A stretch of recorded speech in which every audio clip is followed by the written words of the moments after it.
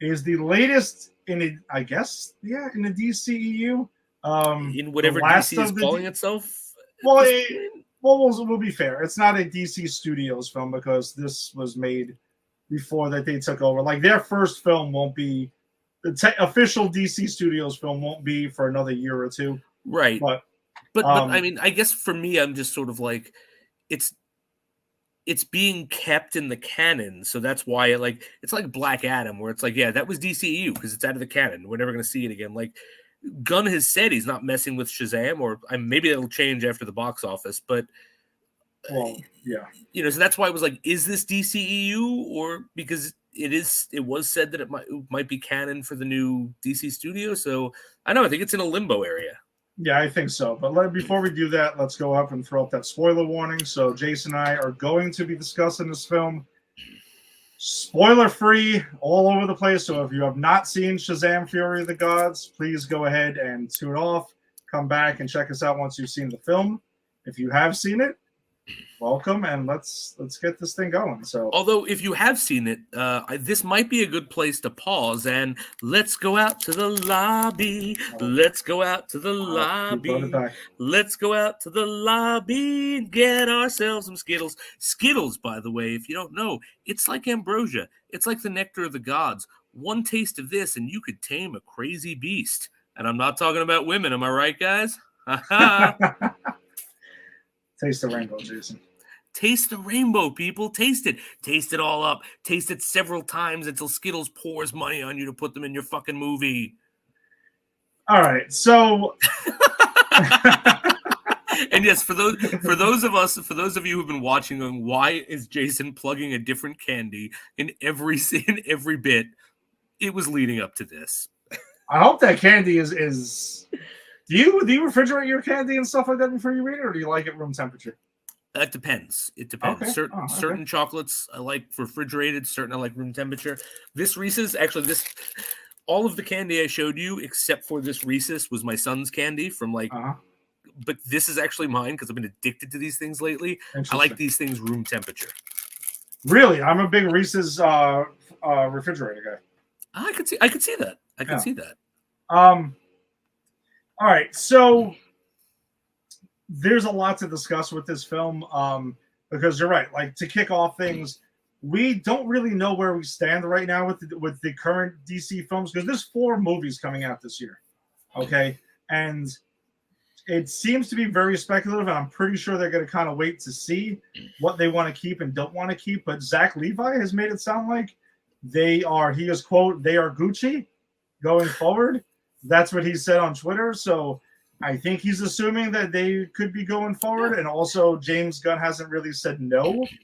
Yeah, I think what James Gunn said was it's such a subset away from the DC universe, and he likes what they're doing that he doesn't plan on, like, he didn't. I don't know if he said it, but he implied he didn't plan on touching it. So yeah, I mean, but again, I when I heard it's not doing the box office they expected it to, so that could change a lot of things.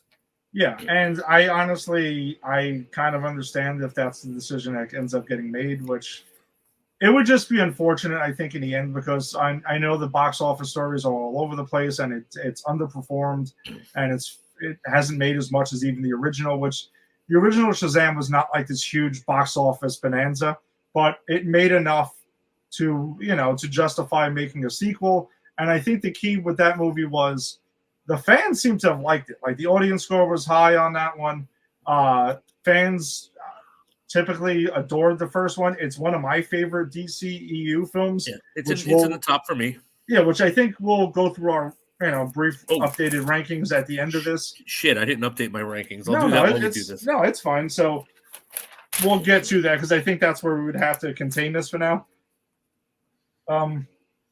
But overall thoughts on this film, to be completely transparent, I saw this movie in IMAX on Thursday night.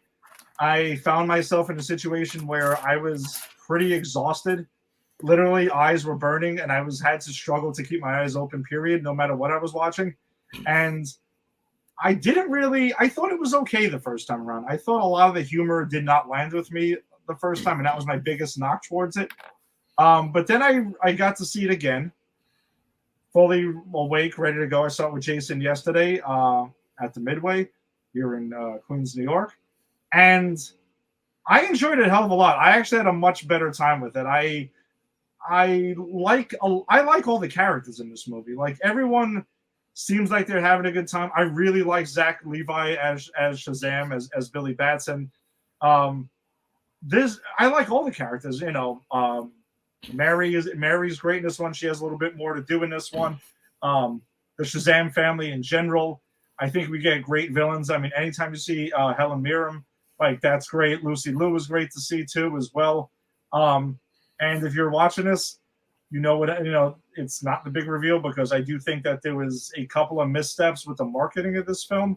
Um, if I didn't know Gal Gadot was in this film and that's what would have happened, I mean, I probably would have really been blown away by that. I was because I didn't know she was in this film. Okay, so you did it. Yeah, nope. No, they threw this in a trailer that came out like last week, and my guess is that they felt like, and I'm not saying that they're wrong because again, these movies have to make money and that's the goal.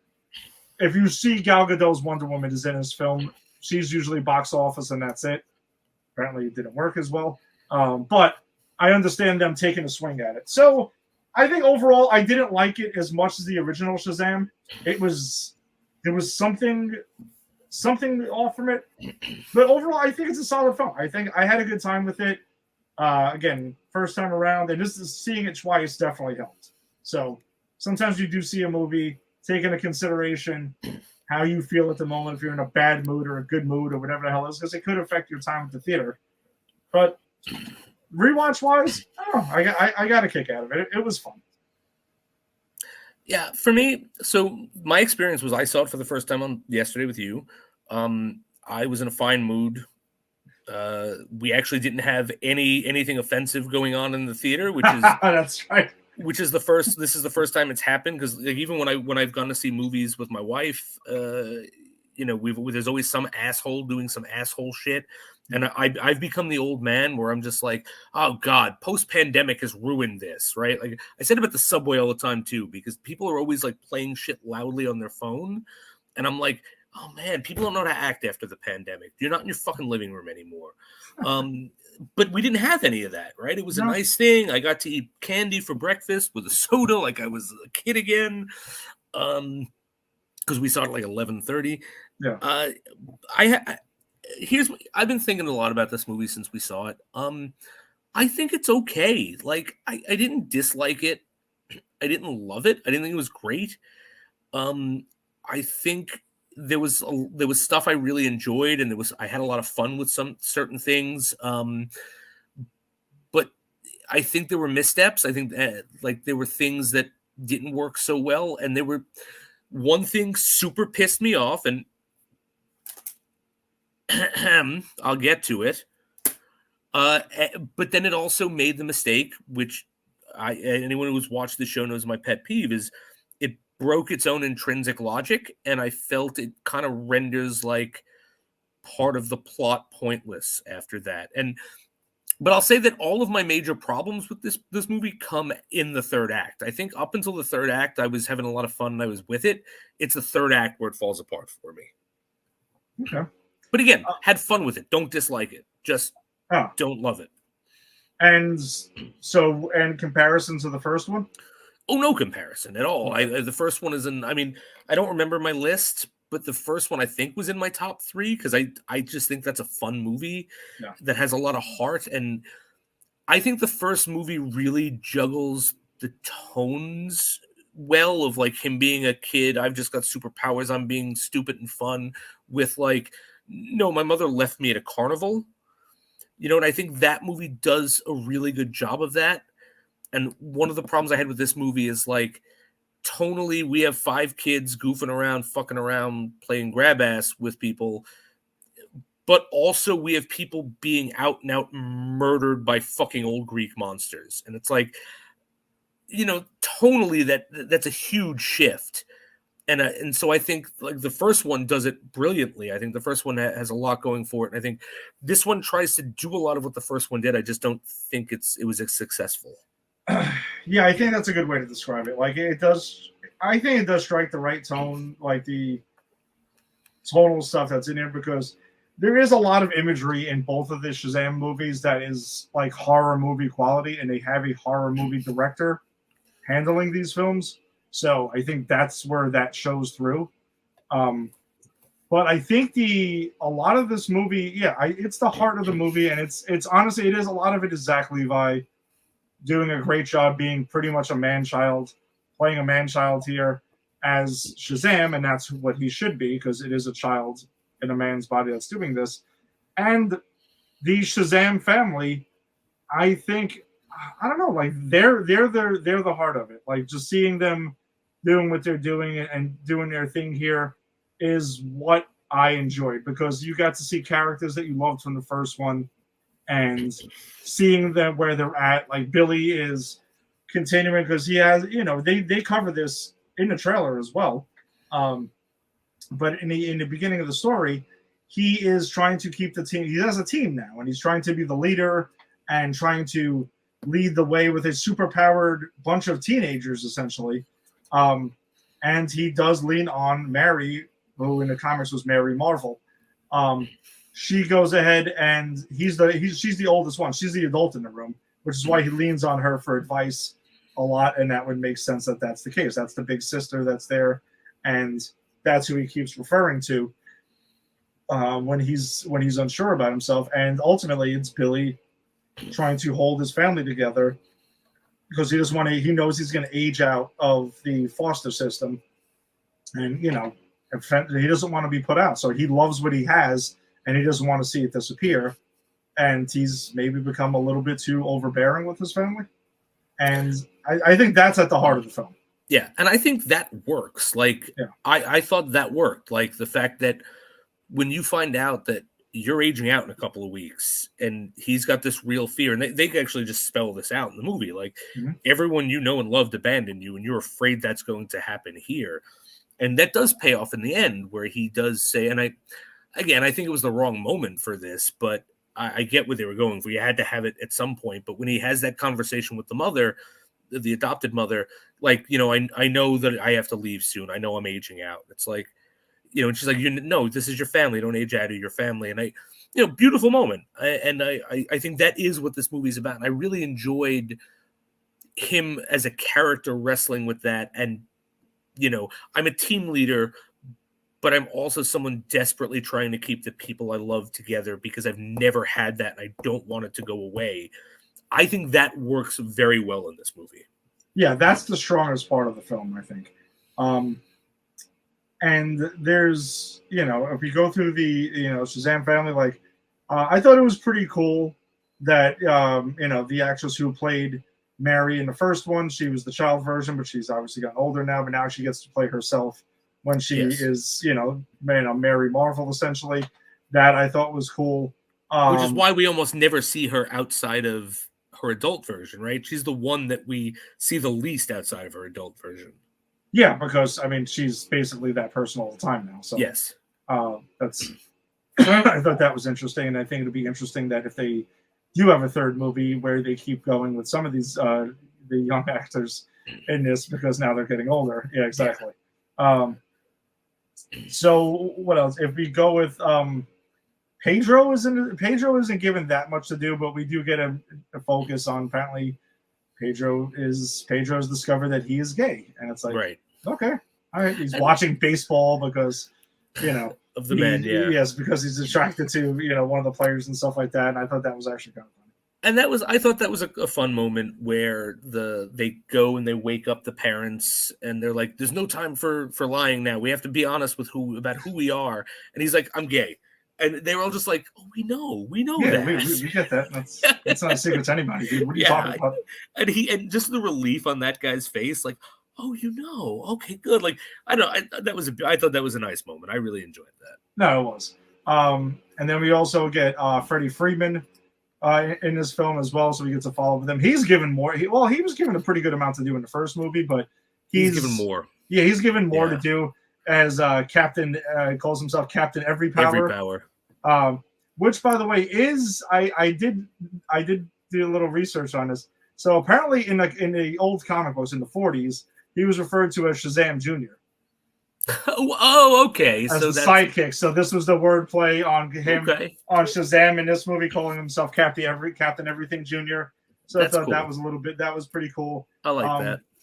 And I don't know, his story arc makes sense to me, and he has a lot of stuff to do with the Wizard, who the Wizard gets a lot more to do in this film. And I'm all here for it because he's such a wise ass. I'm here for it too. I actually watched this movie trying to figure out how the Wizard was still the villain, but he's not. Except he really should have fucking left a manual in that cave for his champion. Like, don't break the staff. That's kind of on him. Just saying. But doesn't make him the villain. I did enjoy getting to watch him do some stuff. I liked him and Freddy being paired up. I actually did like the running joke that he keeps messing up his name. And he eventually gets it right and then messes it up on purpose at the end of the movie. That was fun. It was weird seeing him at the end all pimped out. Yeah. That was weird. That was a little bit weird. I'm like, all right, so now you're back on Earth and now you're kind of just here and you're here to enjoy, humanity, I guess, and to kind of like live amongst the people now. But he's not because he's not the champion anymore. I mean, that has obviously been passed on to Billy. No, and he says that. Like, there is a scene where he says, "You were the champion, take this power." And he went, "No, you're the champion. I know I made the right decision. Go handle shit." Yeah. The character that's given the least amount to do with the Shazam family is Eugene. Because I mean, he virtually has nothing to do in this movie. I mean, which one is Eugene? He's the Asian brother. Oh, okay, yeah. So his big thing is he sets up the plot point of the doors. Yeah, but that's really it. And then he also sets up the plot point for the doors. Exactly. He was the one who kind of got the short end of the stick in this film because he was like, wasn't the first when he gets like the Hadouken moment and everything as he plays video games and stuff. So I thought that was fun for the first movie, but I'll tell you something. I think that was the problem I anticipated for this movie, even though I know that like the Shazam family is a huge thing in the comic and it's the heart. And I agree that, you need it. But logistically speaking, you now have 5 or 6 main characters that have superpowers. Yeah.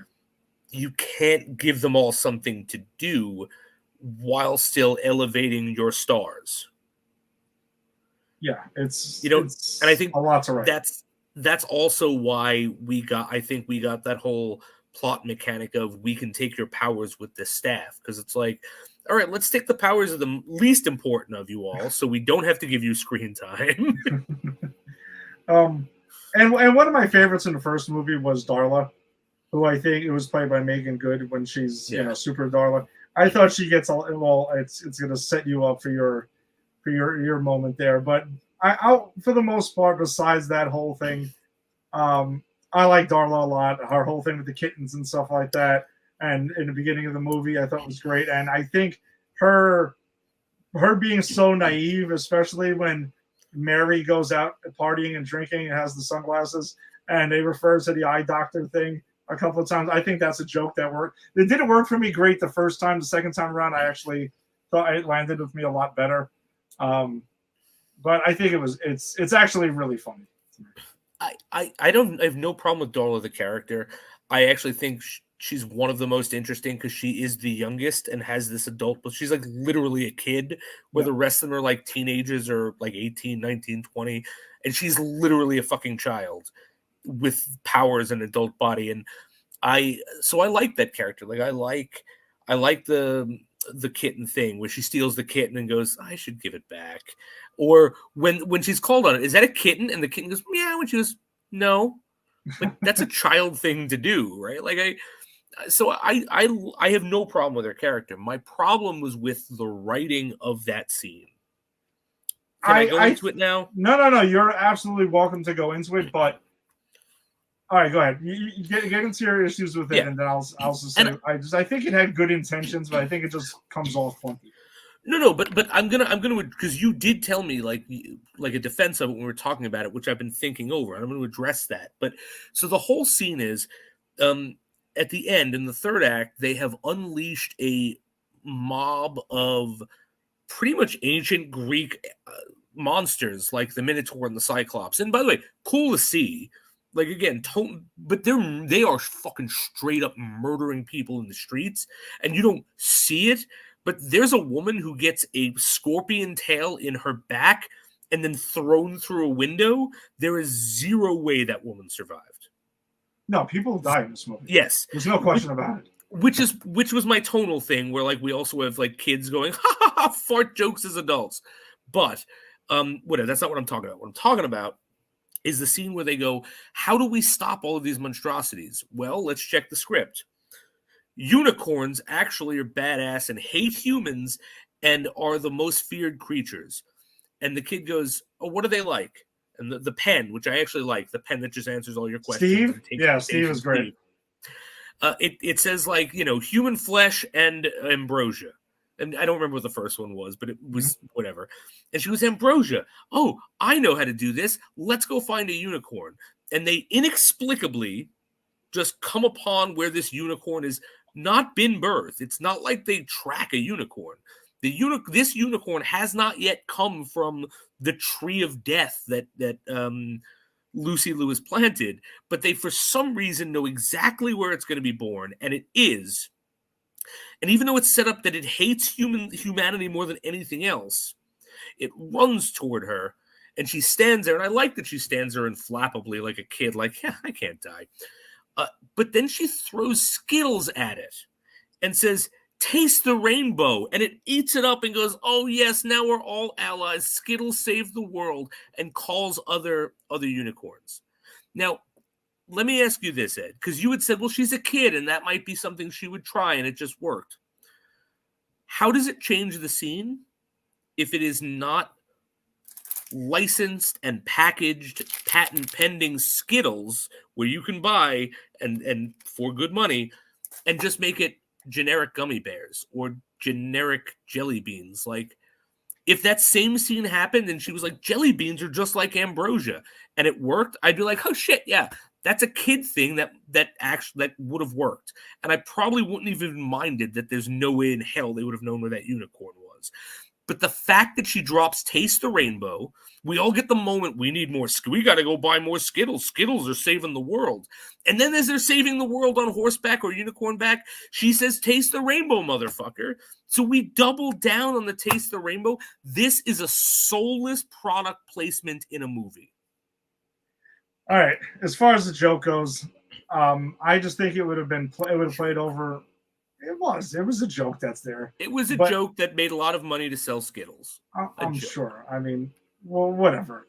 Listen, there's licensed stuff in movies all the time. It is what it is. I personally don't give two shits less about that part.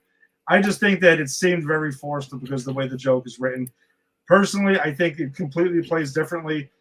Because in the beginning of the movie, we find out that Darla has a bunch of Skittles and puts them in Mary's pants and stuff like that. And so we see that she has that. That's probably her favorite candy. If she goes ahead and gives the Skittles to these unicorns, and the unicorns like it, whatever, they're okay with it. It's like, oh shit, we got to get more. Okay. And then we just get this, it plays out the same exact way. And all we get is taste the rainbow, mother, and then it gets cut off. I think the joke, for me, plays perfectly fine. I don't think it comes off nowhere near as heavy-handed.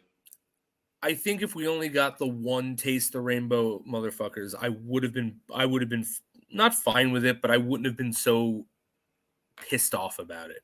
It's the doubling down of it, and just it took me out of the movie. It felt like I was watching a commercial. There's time and place for product placement. You know what I'm saying? Like, I look, we covered James Bond, right? And James Bond at some point was only drinking a certain kind of vodka, but he wasn't being like, well, you know what'll shave the day if I just drink the Stoli vodka, beat them over the head with it, buy more Stoli vodka, drink more Stoli vodka, Stoli. And that's what this felt like. This felt like a commercial within my movie. And that's what I'm saying. I think if she would have just went ahead and gave the Skittles to the unicorn, and then they're like, okay, we obviously this is helping us. We don't have to mention what it is, and we get just taste of rainbow, mother, and then it gets cut off. That's it. Because I'm pretty sure she had a line in the first movie where she almost curses and it gets cut off too. Right. And then I'm fine with it. I'm fine with that too. Look, if if this is how this would have had to work for me to be okay with it. You put Skittles in my pocket. That's fucked up. Okay. No mention of the word Skittles, which I don't think they do. I've taken all the strawberries out, but people need to eat. That's what she does with Helen Mirren when they've got her in prison. Yeah. And then, wait, I know Ambrosia throws the candy. Nom, nom, nom, nom. Then we don't mention we need more. We don't mention any of that.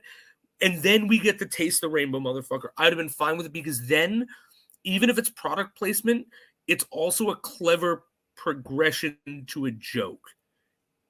But the way it stands, it just it felt like a commercial. No, and I agree. I think it's written poorly. That's all. I understand what they were going for, but it was written poorly. That's just agreed. What else is there? So that's pretty much the Shazam family, and also the Wizard as well, who I really liked in this movie. I thought he's great every time we see him. Djimon Hounsou's he's a presence. Yeah. Always. Anyone who watches the first Shazam knows that I hate the Wizard. I think he's the villain of that first movie. I was trying to find a way to make him the villain of this movie. But Djimon Hounsou is a super talent. And I read an article where they lowball him all the time. They're not paying him what he deserves. Pay this man the money. The man brings gravitas to a movie. Even this, he brings gravitas to it. No, he absolutely does. Then I guess that brings us to our villains in the movie. We get Helen Mirren we're going ahead and boom. As Hespera, and then we get Lucy Liu here as Calypso, and I don't want to butcher her name here. Rachel Zegler as Athena, Anne at one point. So they are the daughters of Atlas here, who has a connection to Zeus and everything, and that's where we get our big cameo at the end of the movie. But I thought the villains were cool. And especially for characters that were not in the comics. These characters were created for the film. And I liked them. I thought their whole thing, played off for me. Calypso goes off the deep end eventually. It wants revenge on humanity. Mets fans like Faraci who would be watching this, they take down Citizens Bank Ballpark where the Phillies play, so I'm sure they'll get a kick out of that because, yes, this movie takes place in Philadelphia. But I think the villains were fine. I mean, they weren't standout all-time DCEU villains, but they were cool. Yeah, I enjoyed them. Helen Mirren is a phenomenal actress. Lucy Liu, I think, is a great actress. Still attractive, by the way. I know she's getting older, but man, she's still pretty good looking. And I don't know who played Athena, but I liked her. I thought she was good. Rachel Zegler. Rachel Zegler, yeah. I'm not familiar with her work, but I liked her in this. I thought it was interesting that we had this sister dynamic that when they are in public, they're we're unified and we're doing what needs to be done, but when they're not, they're kind of bickering over how it gets done, and there's resentment for Helen Mirren, who's the oldest, and so I kind of really liked that they were playing with sibling dynamics, and it does play into the end because Lucy Liu, as you said, goes off the deep end, and the whole plot, their whole thing, which is semi-sensical. And I'll get into why I say semi in a bit, but Helen Mirren wants to be taken in by the Shazam family because the apple of life, or the apple that holds the seeds of life to build the new world of the gods, is in their lair that only they can get into or bring people into. And then so she gets herself caught so she could escape with the apple. And then once they get the apple, her and Athena wants to plant the seeds in the God world to bring back the God world. And Lucy Liu goes, no, fuck all that. We're going to take this and we're going to make Earth hell for them. And I kind of like that, sibling sort of rivalry and stuff. So yeah, I like the actors a lot, and I did for the most part like their plan. Okay. Now your logic part. So here's my logic part. they make a big deal that the only way you can get into this place is if you are a Shazam champion. That is why the apple is there. It is set up by Jamon Hansu. Like, no, I put in the place that only I and other Shazam folk can get into. No one else can get there. And Helen Mirren specifically lets herself get caught on that premise. And then she escapes and she goes to the room of doors and knows exactly which door that happens to lead to her fucking villain cave. She just, good thing there's a door to where they are in their villain cave, which is not even my logic problem. My logic problem is when they get through the door and get the apple and try to get back, everyone follows them through that door, including Lucy Liu on a dragon. And it's like, well, if anyone could just go through that door, why did you even make your presence known to any of these people? Why didn't you just slip through the fucking door, steal the apple, leave, and do whatever you wanted? Like, it made no sense because they set up that only Shazam people can get into this place. And then Lucy Liu literally rides through the door, destroying it with a dragon, and then rides through another door into our world with the dragon. It's like, none of this should be happening by the logic you set up in the first 20 minutes of your own movie. That's fair. I have no rebuttal to that whatsoever. I've got no rebuttal to that, man. And as anyone who knows who watches the show, that is my biggest pet peeve. I will buy anything. If you tell me that this is a world inhabited by sexy female Kool-Aid men that want to, I don't know, recreate The Simpsons from memory, I don't know. It's ridiculous. But if you tell me that's the intrinsic logic of your movie, I'll buy into it. You can't break that logic. And that's fair. I think that's just good writing. So you're requesting good writing. I'm requesting good writing in my Shazam movie, yes. Which no, in any movie, whatever. You write the movie, make sure it makes sense. Exactly. And I was going to say, I don't think it's an unfair request because I've seen, there are a lot of these superhero movies where I go, yeah, could this happen in real life? Absolutely not. I'm not in real life. Does it make sense within the world they built? Yes, that's all I ask. Yeah. So Billy ends up dying at the end of this movie. He literally does die and sacrifices himself for his family and for everybody, which is, a huge deal. And then the only way to pretty much bring him back is they need another god to revive him and to basically bring magic there. And Wonder Woman shows up, which is the second time that we get a Wonder Woman tease per se throughout the movie. Because earlier in the film, we get a scene where Billy is dreaming, and he apparently has a crush on Wonder Woman, which I can understand why. But the director of this film makes this kind of a goof on themselves, where you remember back to the first movie where at the end where we had the Superman cameo, but the head was cut off, so you couldn't see if it was Henry Cavill or not. In that dream sequence I was referring to, there are shots of Wonder Woman from the side, from the back. You don't see the face, and then turn around, and it's Jamon Hansu as the wizard invading Billy's dream as Wonder Woman. So you kind of figured, all right, you subverted the crowd's expectations of Wonder Woman actually appearing because you've seen the first movie, and then in that final scene, she actually shows up. And yes, it is actually Gal Gadot who shows up to save the day, to take the staff and revive Billy Batson, brings him back. He has a cool moment where he gets to see her face to face and, tries to pretty much confesses his crush on her. And she's like, listen, kid, stick to saving people and stuff like that. Really always cool to see her, even though, we both have our feelings about Wonder Woman 84. She was not the problem with the movie that, she's not really one of the problems in the movie. No. But I don't know. I thought it was pretty awesome, and it didn't seem like it was a shoehorned in, appearance at all. I agree. I actually thought the appearance was done very well. So I didn't know, because again, I didn't know she was going to be in this movie, because I avoid, as I always say on the show, unless Ed texts me and says you have to watch this trailer for the show, I don't watch trailers. I don't watch spoiler material. I knew I was going to see this, so why do I have to know everything about it before I go in? Right? I'm going to see it. You don't need to sell me on it.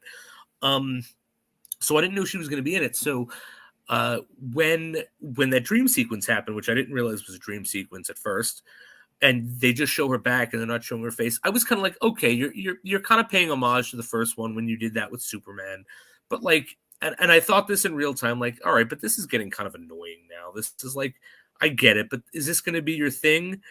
But then when she actually shows up and it's her, and you see Gal Gadot, and it's like, oh no, wow, okay, no, they paid that off, and they kept peppering in enough, but not too much about like, you know, his thing for Wonder Woman. Like he wants to send her one of those like bird messages, which no, he does send her a bird. No, he does send it. Yeah.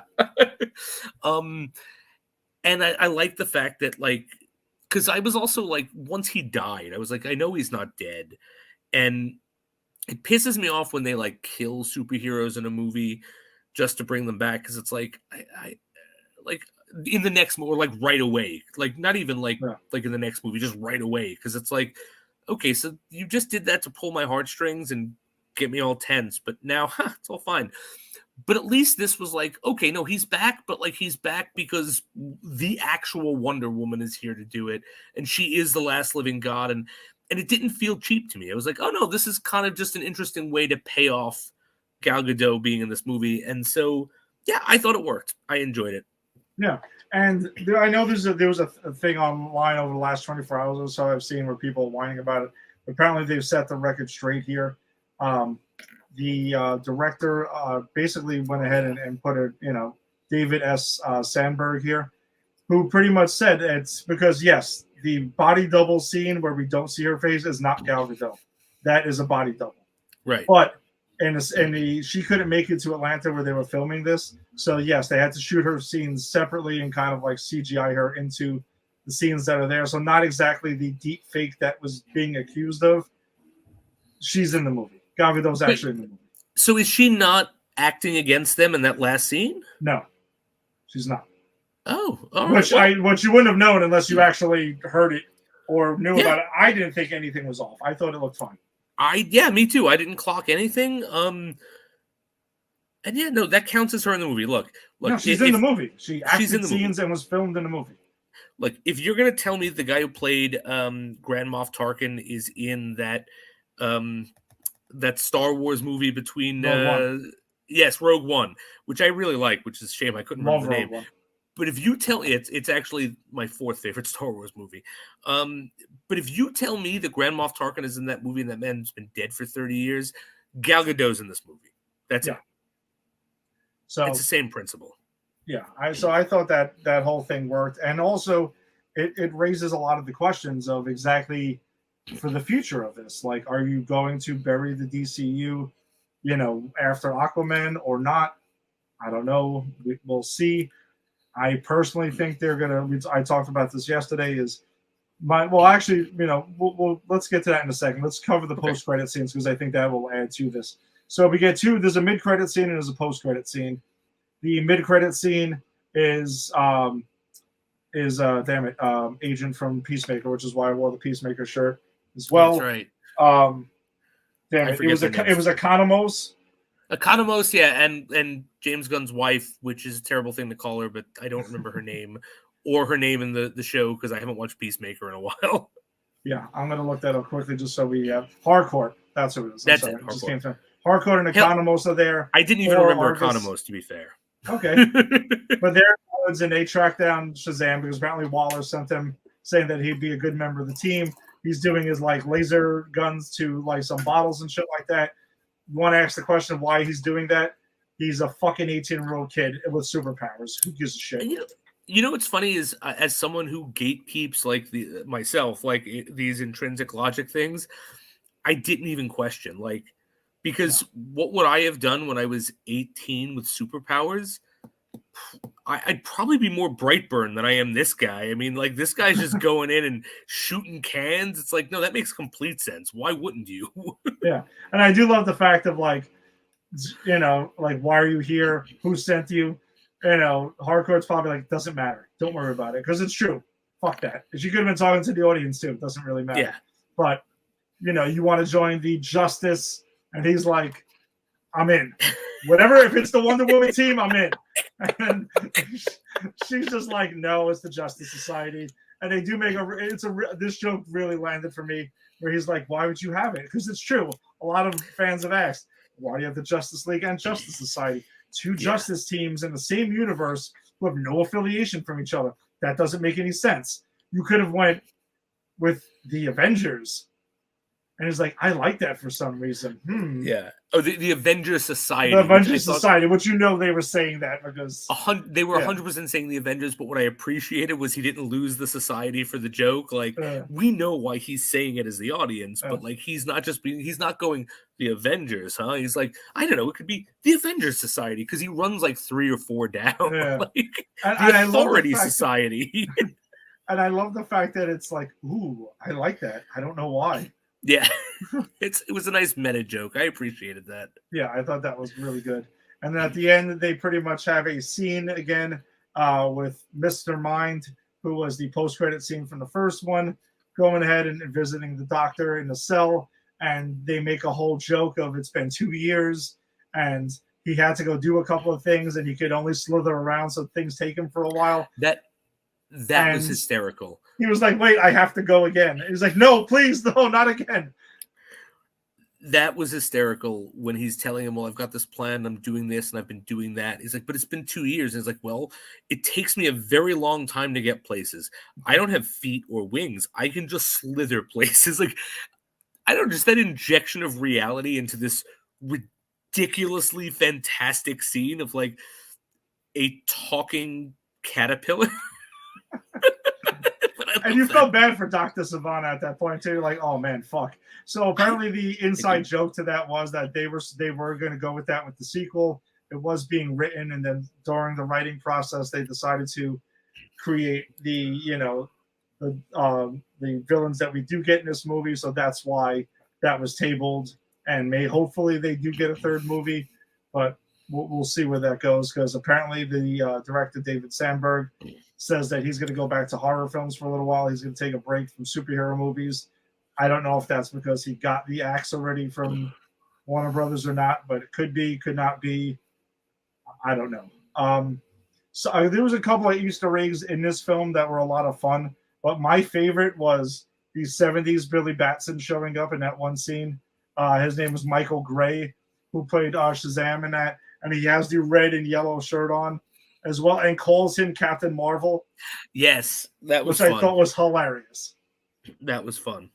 There's a Starro reference in this movie as well, where he's up on a board. There's an Annabelle doll that's in the doctor's playroom that's there, which is the third time the Annabelle doll has showed up in the DCU films. He was in. She's seen in Aquaman and the original Shazam. Maybe Annabelle is canon. Maybe we're gonna get like an Annabelle versus the Justice Society movie. That would be great. I would watch that. I would too, actually, especially if you bring back what are those that couple who were like the paranormal investigators, but they were really scammers. What are the Warrens? Oh yeah, in the Conjuring. Yeah, right. Like, because Annabelle is from The Conjuring, right? So bring me the actors who play the Warrens. Like, bring me like the guy from Night Owl from The Watchmen, and give me that crossover. I'm there. David Sandberg directed Annabelle. He did. That's why he keeps doing this, and James Wan was producing it. He's done the Conjuring movie, so.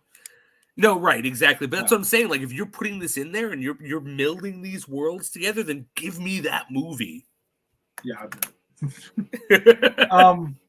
So I guess that questions though is that what's the future of Shazam now? Because with the whole DC Studios thing up in the air, it kind of looked like if this was a success, I personally would have thought it was James Gunn was going to keep Shazam, because I still think we're going to get some cherry picking going on here. Yeah. Peacemaker will continue. The Suicide Squad, I think, keeps going, not just James Gunn stuff. But I think Shazam could work, and I also thought Wonder Woman was going to keep going. So and Aquaman, right? Like there's talk that they might keep Jason Momoa. Oh, well, they're going to keep him. We just don't know as what, right? Yeah, they haven't said what. I don't know. But then there's also the early word on Aquaman 2 has been that it's one of the worst DCU films ever. Like, it's gotten some really bad word of mouth very early on. Oh, but yet they're not going to scrap it like they did Batwoman or Yeah, Batgirl or whatever. I don't know. I'm hoping it's not true. Hopefully, it's bullshit. I have no idea. Maybe But there's reshoots, something. I don't know. you know what the thing is, though, and this I think is important to keep in mind. You can keep an actor as the character without keeping the world they lived in because they're about to reset the universe. Yeah, I agree, and I think that's a very DC thing to do because in the comics they've had the New 52.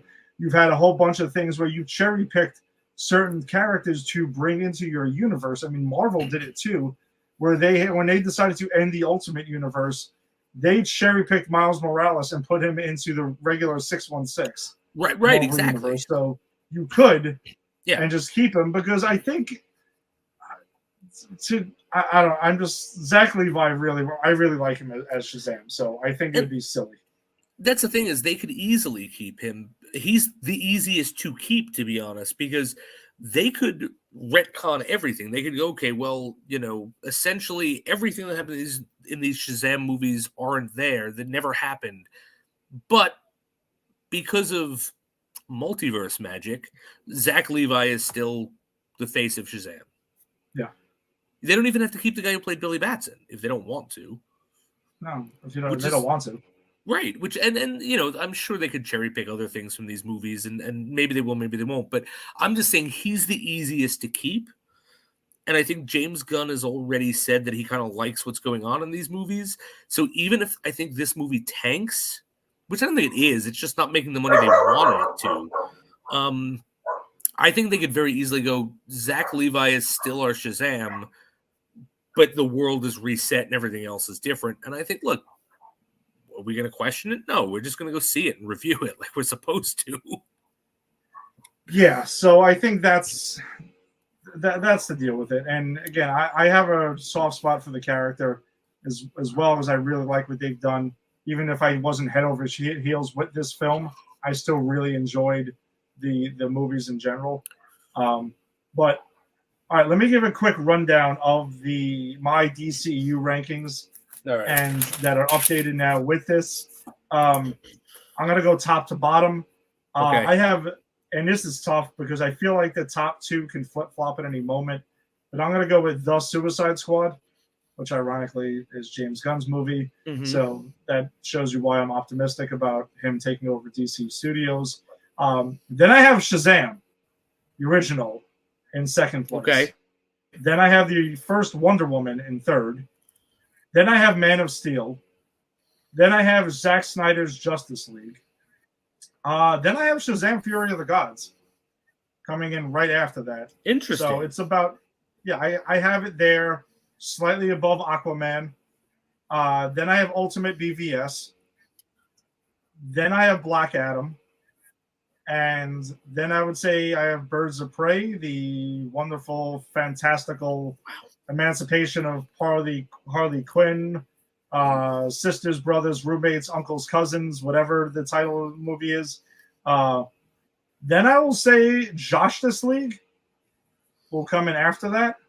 Okay. And then I have Wonder Woman 84. And then I have Suicide Squad. Okay.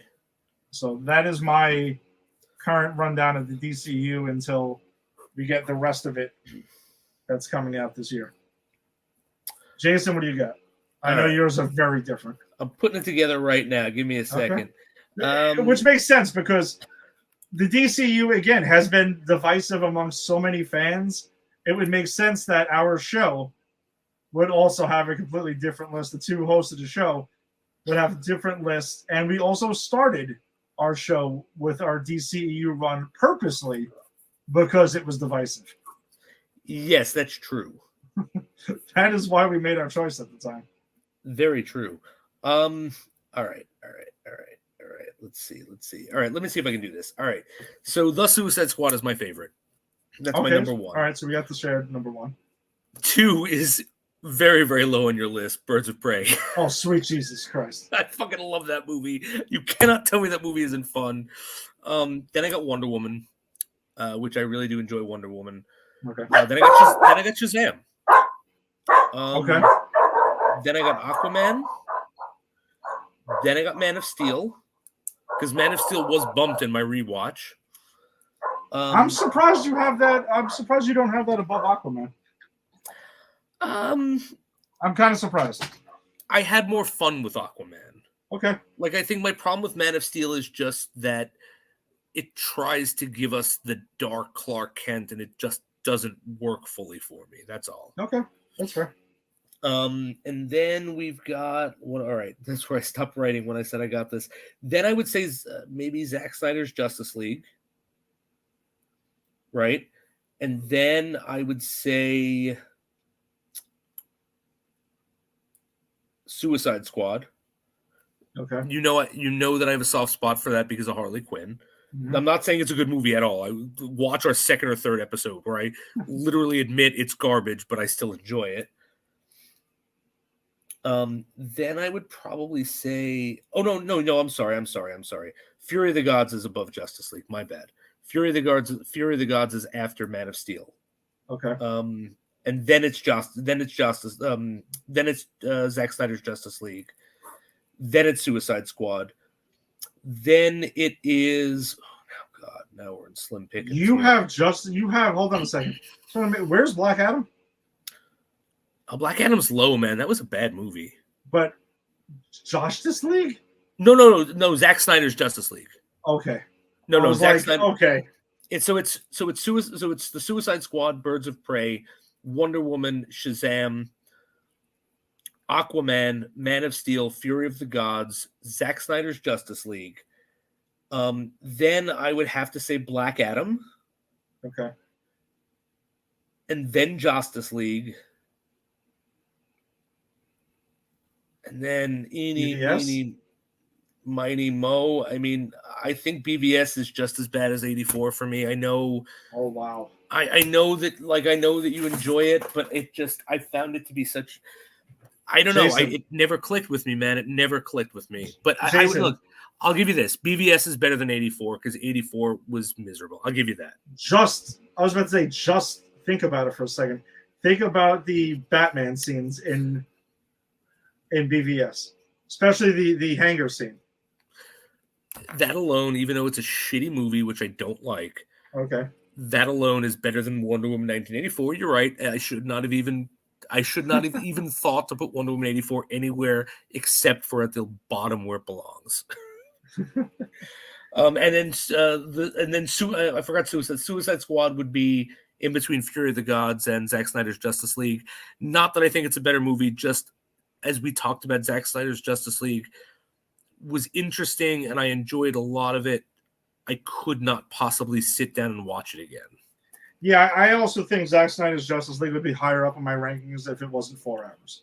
Yes. It's just the rewatch. The movie itself has a lot going for it, but it's just the 4 hours is and an hour of that is Zack Snyder's slow-mo scenes. Like that's the thing. It's not like it's jam-packed with 4 hours and you can't pare anything down because it's all important. It's like, now you have 10 minutes of Superman walking. Get the fuck out of here. Like that's egregious in your 4-hour movie. Yeah. I agree with you. If it was shorter, if it was pared down, I think it would have been higher for me. But just for that length alone, it's kind of a killer. That's fair.